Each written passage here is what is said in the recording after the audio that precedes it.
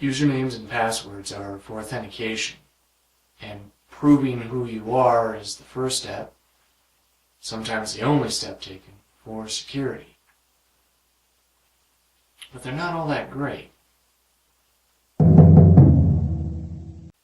In 2014, there was a large leak of stolen celebrity nude photos. For years, the British newspaper News of the World was listening to people's voicemail messages. There's nothing fancy about these attacks. The passwords were weak, stolen, or just not used. And considering the attackers just logged in, there wasn't anything obviously wrong until the damage was done. Security failed because people were complacent about passwords being enough for security. Fernando Gilberto, the inventor of the computer password, has been rather upfront about the limitations. He said that at best, they just prevent casual snooping. There are three major assumptions when it comes to passwords. The first one being the classic, "It's not going to happen to me." The second assumption is, as long as you protect your password, you're safe. No one else can get in. The third one is, the more complicated the password, the harder it is to break or guess. The first two are completely wrong. It is more likely to happen than you think. And you can do everything right, and they can still find a way in. That last one, though, is half true.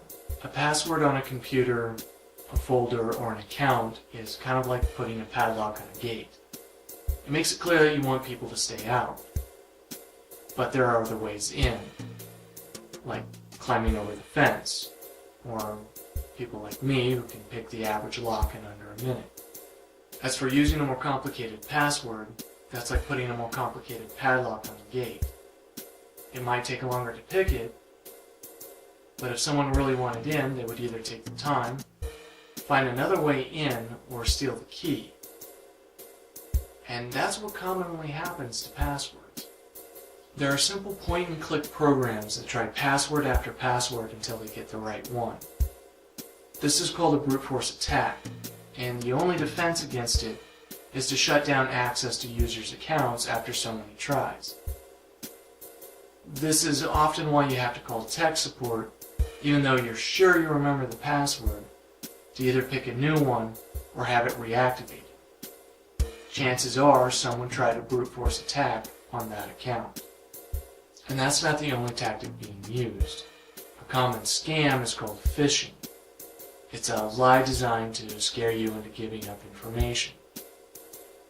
It can be done over the phone, commonly done through email, and it might have a bank or credit card's letterhead, followed with a scary tall tale and a request to verify information.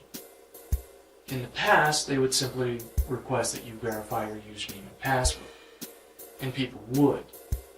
But the information they glean from the scam can be enough to steal your ID, or at least con a password reset.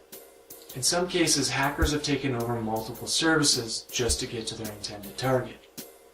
Many times information found in one account can be used to trick tech support into resetting a password for something else. It might start with a streaming music service.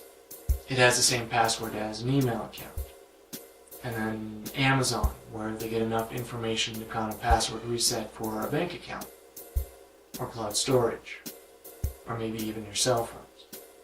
This is normally where I, as the expert, would tell you what to do differently to be safe.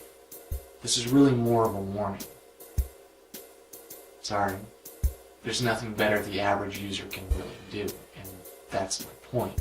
You can use the longest password allowed, something that doesn't use pet names and birthdays, and a different password for everything, but there is still that risk.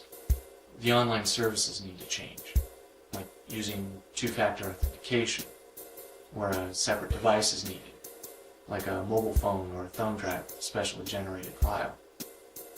It's not as convenient, but it's a heck of a lot harder to bypass. And it's either that or go offline, and I really don't see that happening. After all, I know the risks. A lot of people know the risks, and are still online. Well, you've been warned. Good luck, and thanks for watching.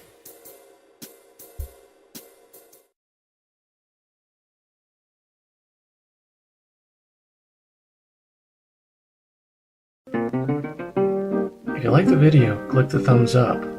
You can watch other videos on my channel, and click subscribe if you want to know when I upload a new video.